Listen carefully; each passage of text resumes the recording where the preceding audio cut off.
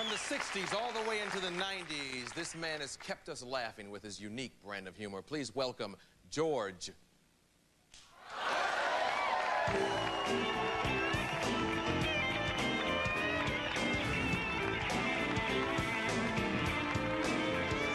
you doing? Thank you. How you doing? Hey, nice to see you. Listen, I'm here to exploit this war. I'm here to exploit this war. War is good for business. Just take a look at the stock market, so I'm here to exploit it just like everybody else in this country. Best thing about this war, it's on every channel. And every channel has a slightly different war. Did you notice that? If you don't like the way it's going on Channel 2, try Channel 9. Maybe your side is winning over there. And the ratings are good. The ratings are good for the war. We like war. We're good at it. We're a warlike people. This country is only 200 years old, and we average a major war every 20 years. 200 years old, 10 wars. Do the arithmetic yourself. We are a warlike people. We are perfect children of Europe. We're fort builders, land grabbers, and bomb throwers, folks. We're not happy.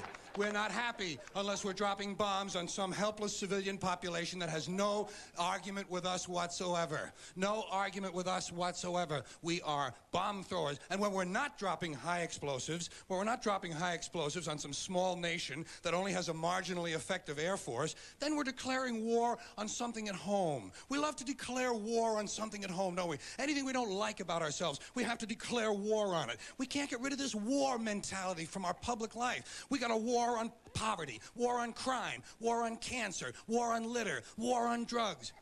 Did you ever notice we don't have a war on homelessness? No war on homelessness. You know why? You know why? I'll tell you why, because there's no money in it. There's no money in that problem. Nobody stands to get rich off of that problem. You find a solution to homelessness where the businessmen and the politicians can steal a couple of $1 million each, you'll see the streets of America begin to clear up pretty fast. I'll give you a couple ideas.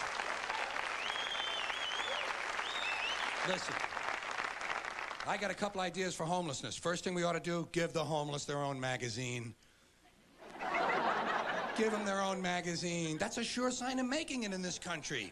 Every group in this country that makes it gets its own magazine. They got Working Mother magazine, Black Entrepreneur magazine, Hispanic Business magazine.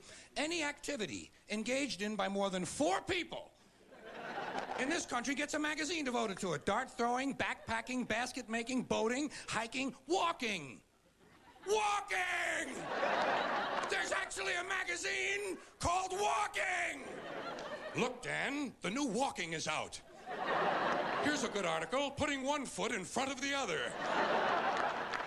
Give them their own magazine. You know? Come on. Give them their own magazine. You know what you call it? Better crates and cartons.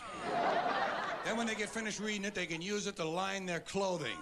Well, that's the kind of answer you'd get from a conservative American businessman. He'd say, yeah, let them read it, and when they get finished reading it, they can use it to plug up the holes in them piano crates they live in. A good, practical, sound, American business conservative solution. I'll give you an idea about homelessness. First thing you got to do is change the name. It's not homelessness. It's houselessness. These people need houses. A home is an abstract idea. It has to do with a setting, a state of mind. These people need physical, tangible structures. Low-cost housing. But where are you going to put it?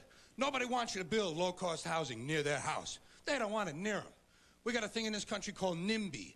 N-I-M-B-Y. Not in my backyard. That's what they call it. People don't want anything near them, especially if it might help somebody else. They don't want any kind of social help located near them. You try to open up a halfway house. You try to open up a drug rehab center. You try to open up a little place for some retarded people who want to work their way into the community. People say, not in my backyard. They don't want it near them, especially if it might help somebody else. It's part of the great American spirit of generosity. You can ask the American Indians all about the great American spirit of generosity. If you need current information, try a black family. They'll help you figure out the great American generous spirit. These days we call it 1,000 points of light. People don't want anything near them, even if it's something they believe in, something they think society needs, like prisons. Everybody wants more prisons. Everybody wants that. That's the new answer to all of our problems. Lock a lot of people up. People say, build more prisons, but not here. Well, why not? What's the problem? What would be wrong with having a prison in your neighborhood? Would seem to me like it would make it a pretty crime-free area, don't you think? You think a lot of crackheads and pimps and street criminals are going to be hanging around in front of a prison? No way, they're gone. What's wrong with these people? You know? I mean, all the prisoners are locked up, the criminals are behind the walls, and if a couple of them do break out, what do you think they're going to do? Hang around? Check real estate? No way. They're gone. The whole idea of breaking out of prison is to get as far away as you possibly can. Not in my backyard. Well, I got an idea where we can put some low-cost housing. Golf courses. This is just what we need. Golf courses. Plenty of good land. Plenty of good land in nice neighborhoods, land that's devoted now to a meaningless, mindless activity engaged in primarily by white, well-to-do male businessmen who use the game to make deals to get together to carve the country up a little finer among themselves. Golf is an arrogant, elitist game, and it takes up entirely too much room in this country. Entirely too much room. Listen to me. You know how much room it takes up? 17,000 golf courses, about 150 acres each. That's 3 million acres. That's 4,800 square miles. 2 Rhode Islands and a Delaware. You could build for the homeless on the land that's currently devoted to this meaningless, mindless, arrogant, elitist, racist game. Racist game. Racist game. I say it's time to reclaim that valuable land from the wealthy and turn it over to the homeless.